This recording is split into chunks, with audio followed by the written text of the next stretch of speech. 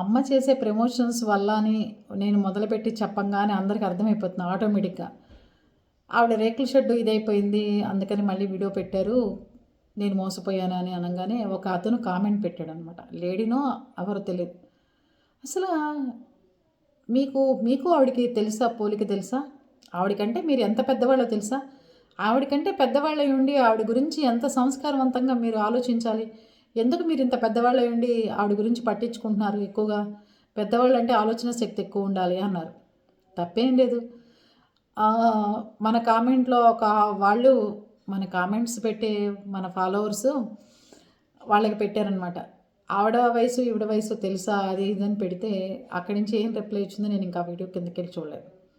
చూడండి వయసు, లేకపోతే కలరు, లేకపోతే ఆవిడ డబ్బున్న ఆవిడ, నేను లేని ఆవిడ, ఇవన్నీ నేనేం పెద్దగా పట్టించుకోనండి. ఎందుకంటే ఉన్నది జరిగింది జరిగింది ఎలా జరిగిందని చెప్పడానికే నేను యూట్యూబ్ ఛానల్ స్టార్ట్ చేశాను తప్ప ఆవిడ వయసు చిన్నది, నా వయసు పెద్దది, ఆవిడ అందంగా ఉంటుంది, మీరు మామూలుగా ఉంటారు, ఆవిడ మేకప్ వేసుకుంటుంది, మీరు వేసుకోరు, ఇట్లాంటివన్నీ మనకు అనవసరం. కానీ జనాలు మోసపోతుంటే మాత్రం ఊరుకోము.